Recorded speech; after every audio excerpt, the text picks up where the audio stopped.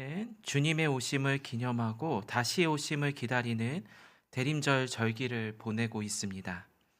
그래서 이 절기 동안은 예수님의 탄생과 그 의미에 대한 말씀을 묵상하며 보내곤 합니다. 저희 청년 일부에서도 주님의 오심에 대한 말씀을 묵상하며 지금 함께 보내고 있습니다.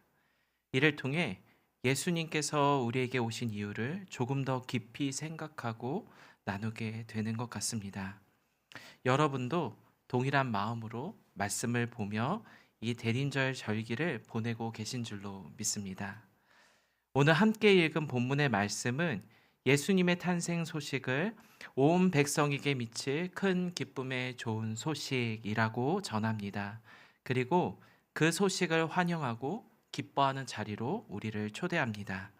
누가복음 2장 12절의 말씀을 보면 너희가 가서 강보에 쌓여 구유에 뉘어 있는 아기를 보리니 이것이 너희에게 표적이니라 하더니 천사들은 이 말을 전하며 너희에게 표적 즉 증거가 될 것이다 라고 말합니다.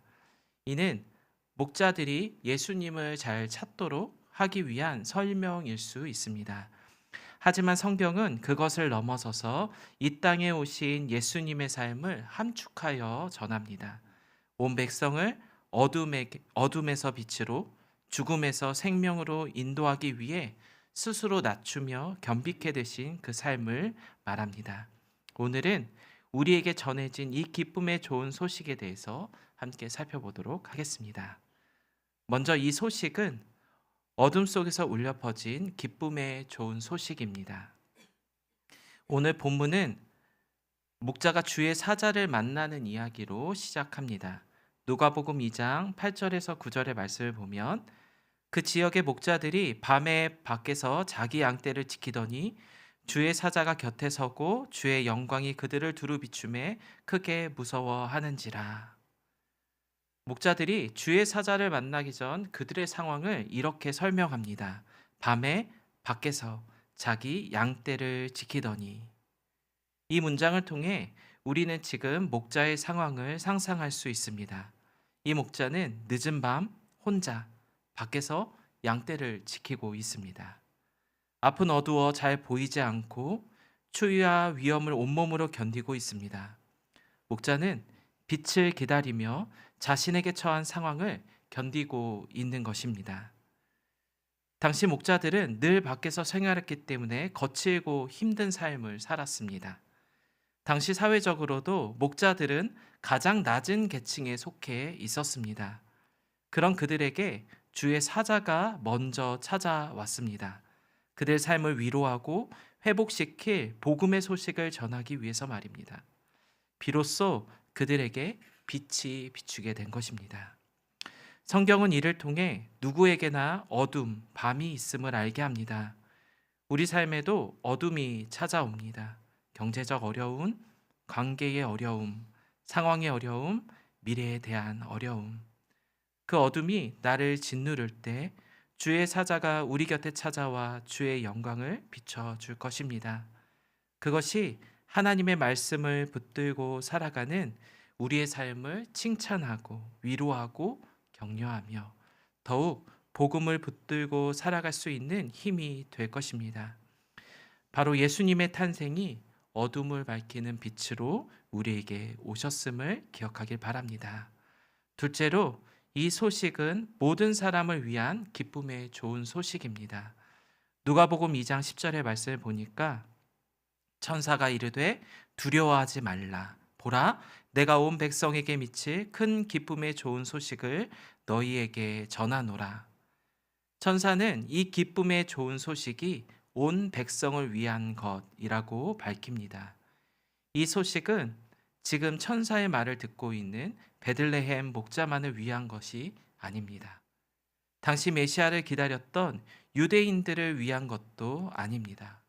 성공한 사람, 실패한 사람, 상처 입은 사람, 죄를 지은 사람 등 모두를 위한 소식입니다. 즉, 이 기쁨의 소식은 특정한 사람을 위한 것이 아니라 온 백성, 즉 모든 사람을 위한 것입니다.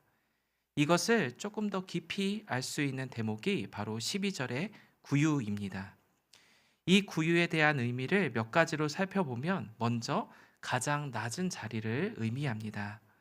바로 예수님께서 세상에 힘 있는 자들이 아닌 사회에서 소외된 낮은 자리에 처한 자들까지도 포함한 모든 사람을 위해 오셨음을 보여줍니다.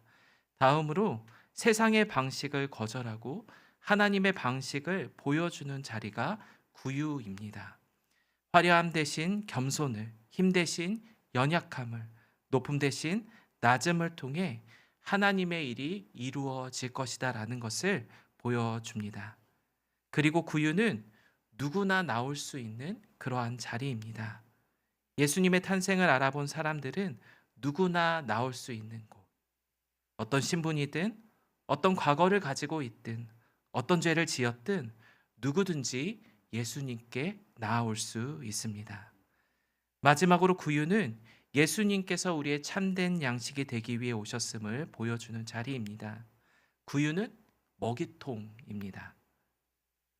이곳에 예수님이 누이셨다라는 것은 예수님께서 세상에 필요한 참 생명의 양식이라는 것을 보여줍니다. 예수님께서 요한복음 6장 35절에서 자신을 가리켜 생명의 떡이라고 말씀하셨던 것처럼 말입니다.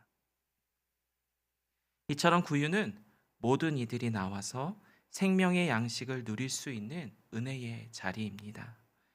눈에 보이는 것을 넘어서서 작고 연약하고 낮아짐을 통해 일하시는 그 하나님의 방식을 깨달았을 때 누구나 나올 수 있는 기쁨의 자리입니다. 셋째, 이 소식은 구원에 대한 기쁨의 좋은 소식입니다. 2장 10절에서 11절의 말씀을 보면 천사가 이르되 두려워하지 말라 보라 내가 온 백성에게 미칠 큰 기쁨의 좋은 소식을 너에게 전하노라. 오늘 다윗의 동네에 너희를 위하여 구주가 나셨으니 곧 그리스도 주시니라. 천사는 이 기쁨의 좋은 소식의 내용을 11절에 밝힙니다. 오늘 다윗의 동네에 구주가 오셨다. 곧 그리스도 주시라고 말합니다. 누가복음은 오늘이라는 말을 통해 구원이 미래의 약속이 아니라 지금 여기서 실현되는 사건이라고 설명합니다. 즉 하나님의 구원이 지금 우리의 현실 속에 임하고 이루어지게 될 것이다 라는 것입니다. 다음으로 다윗의 동네는 베들레헴을 가리킵니다. 미가서 5장 2절을 보면 베들레헴에서 이스라엘을 다스릴 자가 나올 것이라고 전하고 있습니다. 구약에서부터 이어진 약속의 성취를 가리키고 있는 것이죠. 그 약속은 다윗의 자손을 통해 이루어질 하나님의 나라의 회복과 의와 평강으로 다스려질 그 나라에 대한 소망을 말합니다. 그 새로운 하나님의 통치가 바로 예수님을 통해 우리에게 이루어지게 될 것임을 기대하게 합니다. 구주는 우리를 죄에서 건져주시고 사망과 어둠 속에서 구원하실 분을 뜻합니다. 그리고 영원한 생명을 주실 분을 의미합니다. 그분이 그리스도 주라고 말합니다. 예수님께서 구원자로 주님으로 우리를 죄에서 속량하시고 구원하실 분임을 전하고 있는 것입니다. 하나님은 이 땅을 살아가는 우리에게 필요한 것이 단순한 위로가 아님을 알고 계십니다. 우리에게 필요한 것은 죄와 사망에서 스스로는 빠져나올 수 없는 절망의 어두움에서 건진받는 것입니다. 예수님께서는 우리의 현실 속에 들어오셔서 말씀대로 우리를 건져내시고 영원한 생명을 주기 위해 오셨습니다. 천사들은 이것이 우리에게 기쁨의 좋은 소식이라고 전하고 있는 것입니다. 말씀을 정리합니다. 목자들은 평소와 같은 일과를 보내고 있었습니다. 그 평범한 밤 갑작스럽게 찾아온 천사를 통해 놀라운 소식을 듣게 됩니다. 바로 우리를 위해 구주가 나셨다라는 소식이었습니다. 가장 낮고 천한 목자들에게 어쩌면 우리도 가장 낮고 천한 목자들처럼 어쩌면 우리도 어두운 밤을 지나고 있는지도 모릅니다. 벌판에 혼자 서 있는 것처럼 막막한 두려움 가운데 서 있는지도 모르겠습니다. 그러나 그 자리에 서 있는 목자에게 빛을 비추시며 놀라지 말라고 말씀하셨던 것처럼 하나님께서 우리를 찾아오셔서 그렇게 말씀하셨다라는 것을 기억해야 합니다. 그 하나님께서 우리에게 구주를 보내주셨습니다. 늘 반복되는 삶의 문제와 환경, 상황이 주는 두려움과 염려로 하루를 반복하여 살아가는 이 땅의 모든 이들에게 구원의 소식이 전해졌습니다. 그 소식은 단순히 문제를 해결해 주는 것이 아니라 예수님을 믿음으로 주어지는 영원한 생명에 대한 이야기입니다. 사랑하는 성도 여러분, 우리는 그 예수님을 믿고 예수님이 말씀하신 그 영원한 생명을 알아본 사람입니다. 예수님은 그 일을 이루기 위해 자신의 목숨까지도 아끼지 않으시고 우리의 죄와 허물을 덮어 주셨습니다. 이 대림절 기간이 바로 이 일을 이루기 위해 오신 예수님의 탄생의 소식, 그 기쁨의 소식을 함께 기뻐하며 찬양하는 저와 여러분이 되길 바랍니다.